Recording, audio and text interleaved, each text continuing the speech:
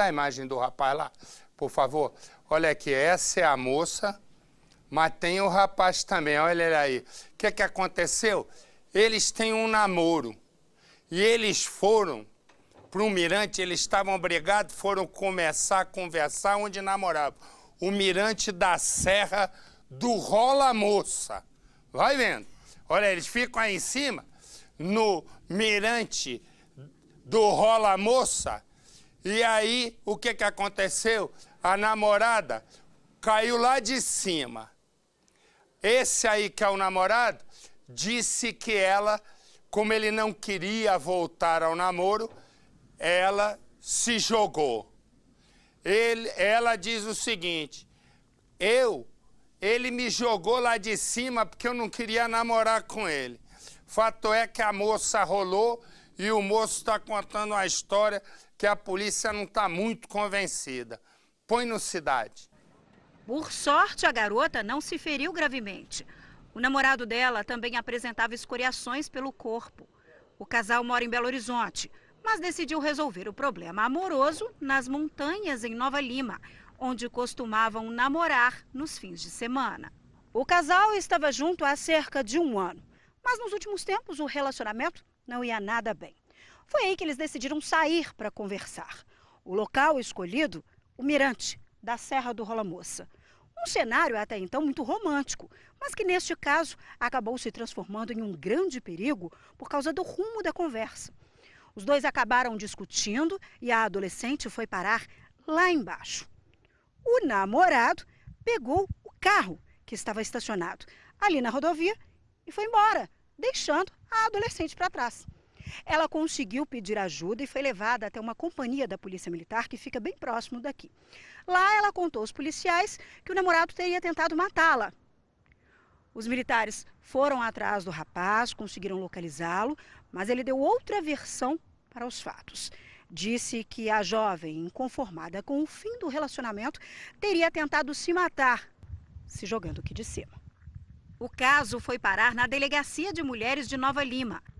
Para a delegada, ainda é cedo afirmar o que realmente aconteceu. A gente analisou os depoimentos que foram apresentados pelos dois, o depoimento dos policiais, mas a gente ainda tem que analisar os exames de corpo de delito dela e dele e ouvir outras testemunhas para a gente poder tentar chegar a uma conclusão do que realmente teria ocorrido.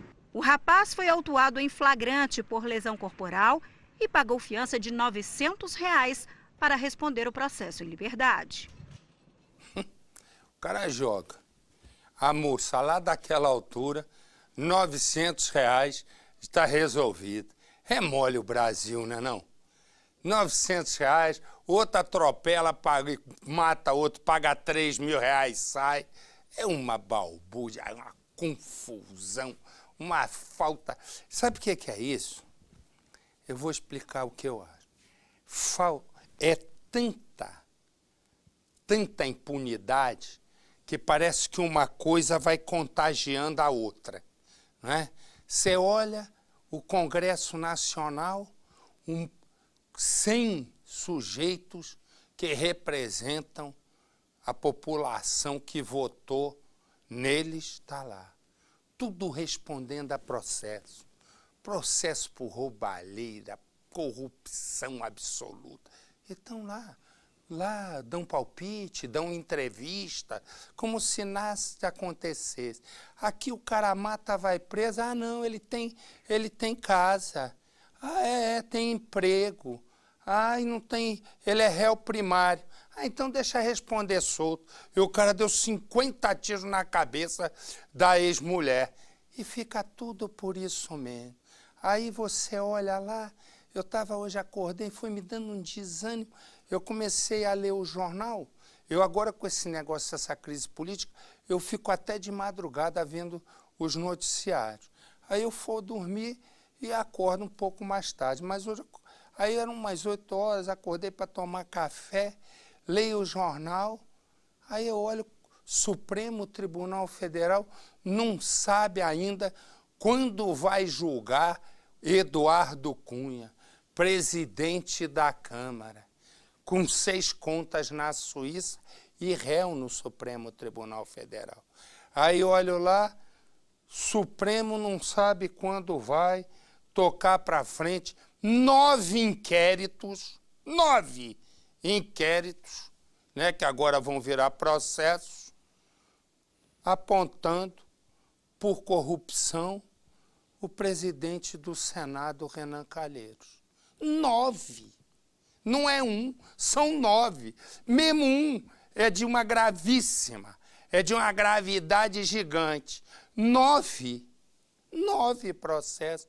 E é ele quem está lá, comandando o Senado. Seja para o impeachment da Dilma, seja em todo esse período. Como é que alguém com 9 inquéritos pode comandar um Senado federal? Como é que um homem com 6 contas na Suíça, as provas lá, pode comandar a Câmara? Isso é uma falta de vergonha. Aí a gente vê, o cara sai, joga a mulher lá de cima, R$900 vai para casa. Né? Tô errado, Faraó? Não, tá, você vê, esse negócio, residência fixa e matar pela primeira vez, não quer dizer que o assassino tenha licença para matar. Lógico. Como a justiça não consegue entender isso aí? Consegue. Não há licença para matar para ninguém. É lógico. Não, o que é pior, o juiz, se quiser, a lei dá esses requisitos, mas se o juiz quiser, ele pode deixar preso. Eles preferem ir lá na letrinha. Esse rapaz aqui, 54 anos de idade, bombeiro, 30 anos de bombeiro. Ele foi entrar em casa, chegaram os bandidos para roubar e tal, ele trocou tiro, ele morreu. Quando ele morreu, no dia seguinte saiu a aposentadoria dele. Estava para se aposentar e se mudar. Põe no Cidade. Pouco antes das 8 da noite, o agente deixa a sede da Corregedoria Geral Unificada, no centro do Rio. O circuito interno do prédio mostra que ele sai junto com os colegas, conversando. Essas são as últimas imagens de Ricardo Antunes do Nascimento com vida. Apesar de deixar o prédio, o plantão do agente continuaria até às 8 da manhã do dia seguinte, em regime de sobreaviso. O agente operacional saiu do trabalho e seguiu direto para São João de Meriti, na Baixada Fluminense. Era por volta das 9 horas da noite quando ele desceu do veículo para abrir o portão de casa. Foi aí que 2 bandidos chegaram e anunciaram o assalto. Segundo as investigações, o agente reagiu ao ataque. Foi aí que um terceiro criminoso apareceu e atirou contra a vítima. Um dos bandidos também teria sido atingido por Ricardo. Mesmo assim, o bando conseguiu fugir no carro dele. O agente foi atingido por pelo menos 4 tiros. Ele foi levado para o hospital, mas não resistiu aos ferimentos. O veículo foi encontrado a 1,5 km do local do crime, no dia seguinte.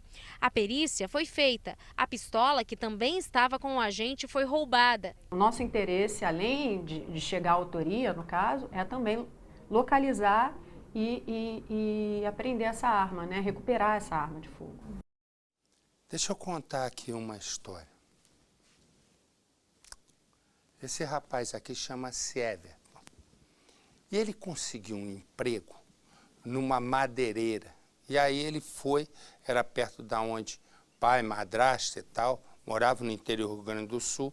Então a madeireira era lá, ele foi morar lá e tal, fez amizade com o pessoal da empresa e tal. E ele é convidado para um churrasco. E a mãe diz assim, não vai não, meu filho. Ele foi e não voltou. Dias depois encontram ele boiando num açude. E mais outros 2 também estão desaparecidos. A polícia olhou, você imagina. Bota ali a foto do rapaz. Você imagina. A polícia vai investigar e descobre, né, que ele aparece num açude. E a polícia descobre que mais 2 amigos que também estavam no mesmo churrasco desapareceram, literalmente. 2 desapareceram, ele tinha desaparecido e foi encontrado morto no açude. Põe no Cidade. Uma estrada longa de chão batido, cerca de 30 quilômetros da rodovia até o local do crime. Era aqui, bem no interior de Mariana Pimentel, que Everton de Bittencourt Antunes, de 28 anos, vivia há menos de um mês. Tinha conseguido um trabalho como madeireiro e veio morar com a mãe e o padrasto. Aqui o jovem até já tinha feito amigos. Foram eles que o convidaram para um churrasco, de onde Everton não voltou mais. A polícia foi acionada e o desespero da família foi aumentando. Dia após dia, as buscas não paravam. A procura já durava uma semana quando o corpo foi encontrado. Estava num saco plástico, naquele açude. O padrasto de Everton foi quem retirou da água e chamou a polícia. Os corvos estavam no ar, né? Aí a esposa do seu Adão disse, seu Jorge, os corvos estão rodeando aqui. Eu digo, então vamos cuidar desses bichos, que eles vão mostrar para nós onde tá. Daí a minha esposa estava na rua principal, entrou para dentro do mato, né? Da estrada do mato. Ela é a esposa do seu Adão, nós já estávamos ali dentro procurando. Aí eu digo, lá embaixo tem um açude. Lá embaixo tem um açude. Daí aí eu disse, não, então eu vou por essa brecha aqui, nesse mato aqui, caminhando para ir chegar até o açude, para mim para a beirada do açude, né? Para ver se não tem irrigação. E eu digo, a senhora vai por dentro do mato, que é a esposa do seu Adão. Aí ela foi, quando ela foi, ela avistou, seu Jorge, tem um saco boiando lá no açude. Mais tarde veio a confirmação. O corpo, que já estava em decomposição, era mesmo do rapaz e apresentava vários sinais de agressão. Depois que a polícia passou a investigar o caso, os dois amigos que estavam com Everton na noite do crime sumiram. O delegado ainda não confirma a autoria. A mãe do rapaz, que sempre gostou da vida tranquila do interior, já está de mudança para a cidade. Está com medo de ser perseguida pelos assassinos do filho. Mas depois que forem presos, que é o que ela espera, a vontade é de encará-los. É procurar esses bandidos e perguntar para eles por que eles fizeram isso com ele. E eu vou direto a Porto Alegre, onde a nossa Alisando o Gato tem mais informação. Não é, Alisando? Olá, boa noite. Boa noite. Olha, Marcelo, a polícia já tem suspeitos para esse crime e são justamente os dois colegas do Everton que participavam com ele desse churrasco. As desconfianças sobre esses dois homens aumentam à medida que eles sumiram, desapareceram um dia depois que o corpo da vítima foi encontrado. Na casa onde acontecia essa confraternização, os policiais também encontraram objetos. Na cena do crime, eles encontraram objetos que pertenciam à casa onde acontecia essa confraternização. Agora, o delegado busca novos elementos, ainda escuta testemunhas, ouve testemunhas, para conseguir a prisão desses dois suspeitos, Marcelo. Legal.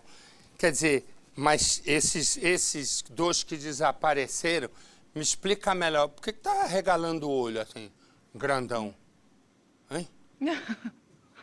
Tem muita luz no meu olho.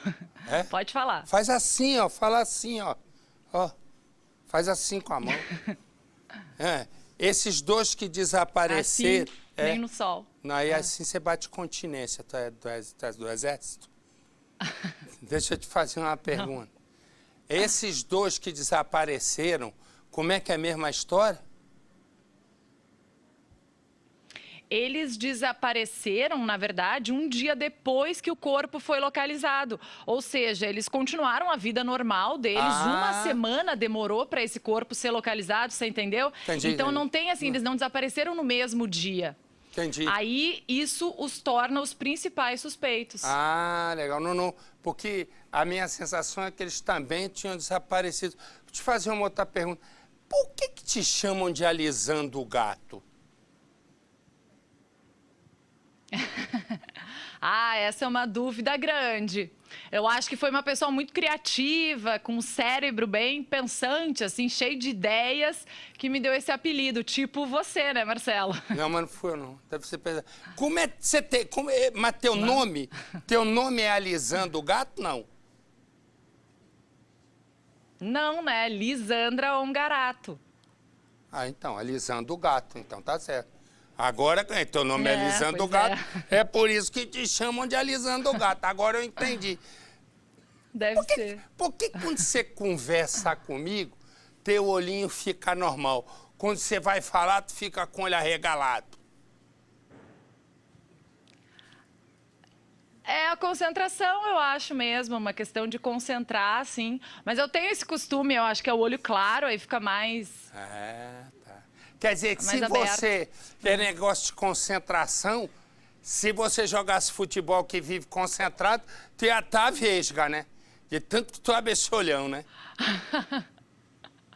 Esse é a Lisa. Então tá bom. Jornalista brilha o olho, né? Quando dá notícia, daí a gente concentra e Não, e você... foca no assunto. É verdade. Não, e você tem um olho bonito.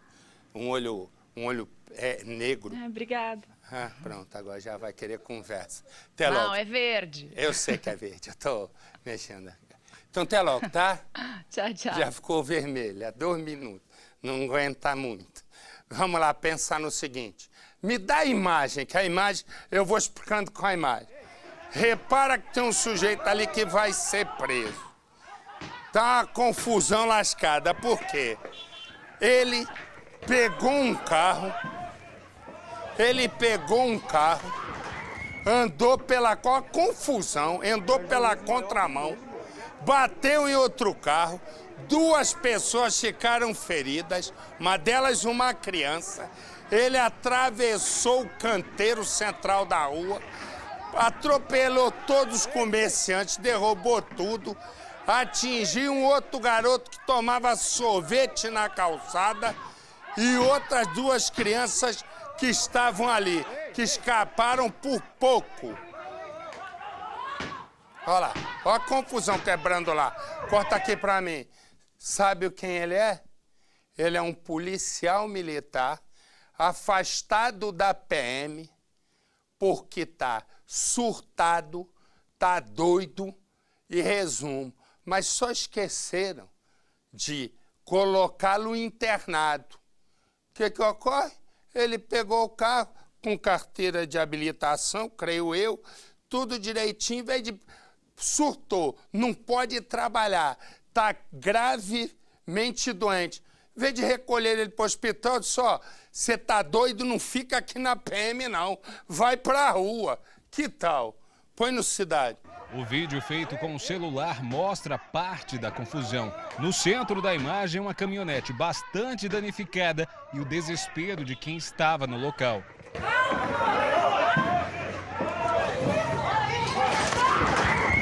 As cenas são de um acidente de trânsito que por pouco não terminou em tragédia em Águas Lindas de Goiás, no entorno do Distrito Federal.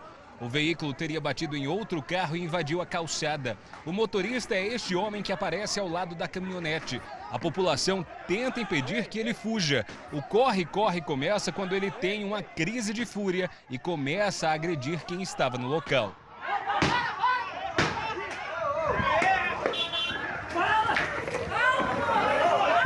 O motorista foi identificado como o policial militar reformado do estado de Goiás, Rodrigo Moura Bicassati. Neste outro vídeo, o desespero de outro morador que, durante o surto do policial, tenta se esconder.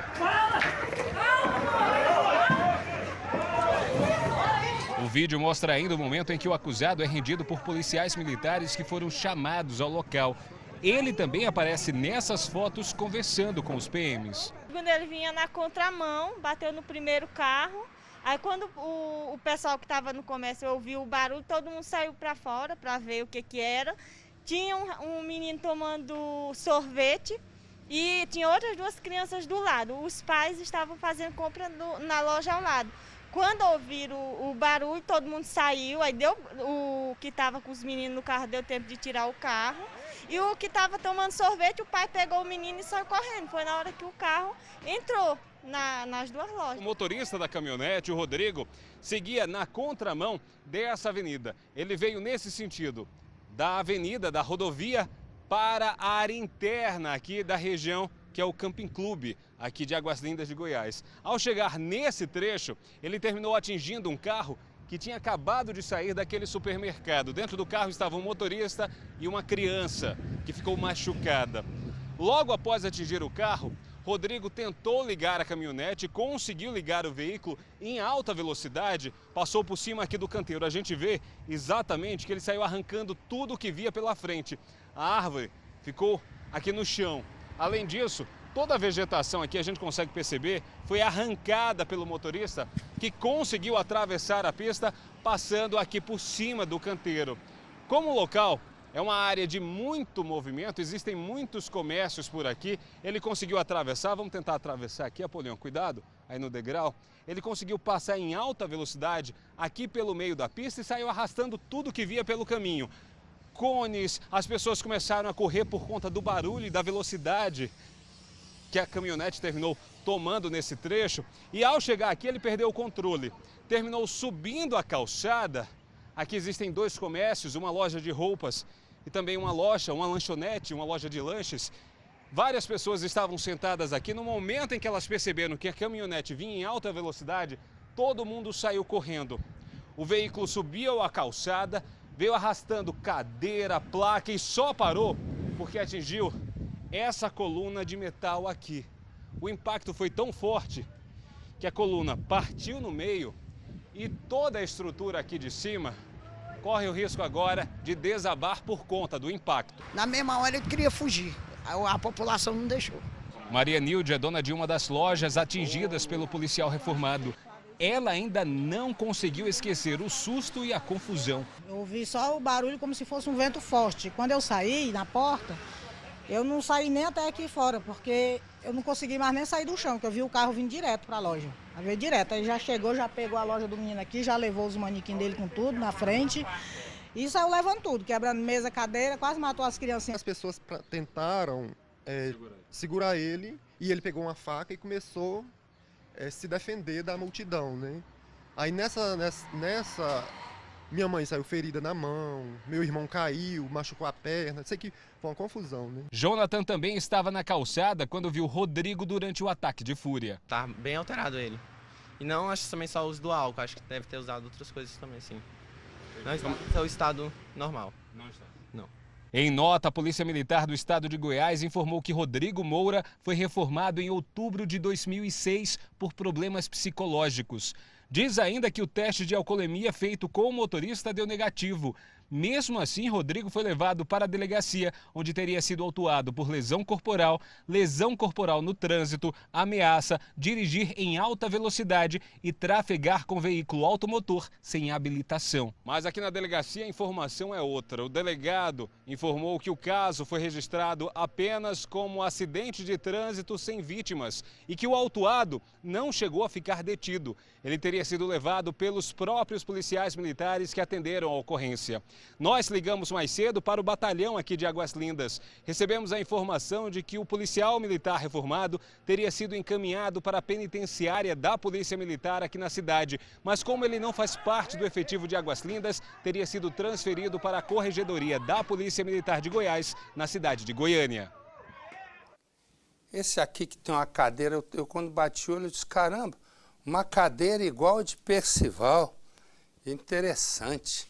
Aí eu disse, mas aí é triste a história. Ele chama-se Marcolino Júnior, um colunista social importante em Recife, né? Lá, capital de Pernambuco, por sinal, Recife é uma cidade maravilhosa. O que acontece?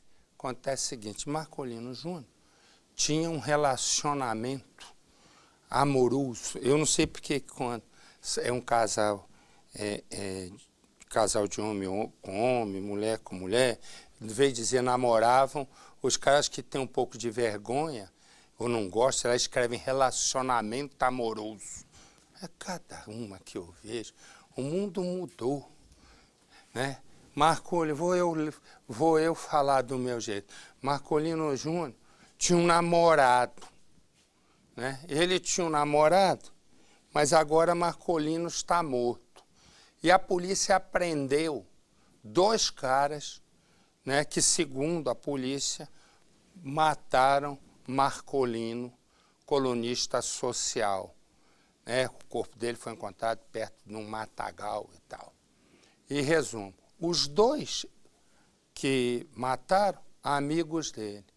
E, segundo a polícia, quem o matou foi o namorado. Quem o matou não. Quem mandou matá-lo foi o namorado, um tal de Davi. Quer ver? Tem até a última imagem de Marcolino. Bota aí para mim a imagem, por favor. Ó, Vai vendo aí. Essa é a imagem dele, ele foi, a última imagem dele, ele saindo para fazer compra num supermercado, né? Resumo, agora a polícia começa a levantar, né? Agora a polícia começa a levantar, né? Que motiva a pergunta? A polícia pergunta, o que teria, né, causado a morte?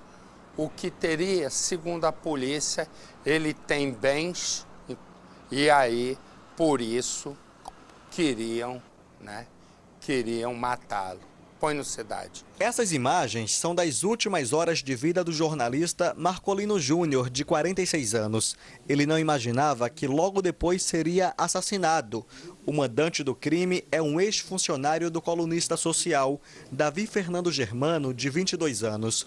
O amigo da vítima também foi preso, suspeito do crime, Rafael Leite da Silva, de 32. Os colegas de profissão do jornalista estavam comovidos. A morte do amigo era a informação que ninguém queria noticiar. Marcolino assinava uma coluna no jornal onde Léa Renata é chefe de redação. A gente amanheceu com uma sensação de perda enorme, porque Marcolino, principalmente no início da semana, que era quando ele fechava as 2 páginas de coluna social, então era um momento de alegria, de reverência. Marcolino sempre era visto sorrindo e esse carisma fez com que ele colecionasse vários amigos durante os 30 anos de carreira. Ele era solteiro e morava com a mãe nesta casa. Vivia cercado de amigos. No dia do desaparecimento, estava alegre e foi a este supermercado em um bairro nobre de Caruaru, cidade que fica no interior de Pernambuco. No vídeo, aparece tranquilo, caminhando ao lado da mãe. Ele era considerado um filho atencioso. Preocupados, os familiares e os amigos mais próximos começaram a ligar para o jornalista, mas Marcolino Júnior não dava sinal de vida. A preocupação aumentou ainda mais à noite, porque o jornalista tinha a cobertura de um evento marcada, mas ele não compareceu. Todo mundo achou muito estranho, já que Marcolino era muito disciplinado ao trabalho e que isso nunca tinha acontecido. A mãe dele, uma idosa de 72 anos, resolveu procurar a delegacia da Polícia Civil e registrou um boletim de ocorrência pelo desaparecimento. Os policiais fizeram buscas. 3 dias depois do desaparecimento, encontraram o corpo da vítima na cidade de Sairé, que fica a 30 quilômetros de Caruaru. Ao lado do corpo, o anel e a pulseira da vítima, que ajudaram na identificação. A causa da morte ainda é investigada. Até então, o carro do jornalista não havia sido encontrado, só que horas depois, os policiais receberam a informação de que o veículo estava circulando pelas ruas de Caruaru. Os policiais vieram até aqui, fizeram várias diligências e conseguiram encontrar o carro, que era dirigido por Tiago Leite da Silva, de 32 anos. Em depoimento aos policiais, o suspeito disse que queria vender o carro em uma concessionária de veículos. Esse suspeito disse aos policiais que receberia R$1.000 para repassar o carro importado a pedido de Davi Fernando. Davi era funcionário e amigo do jornalista e foi abordado pela polícia nesta casa, onde mora a mãe da vítima.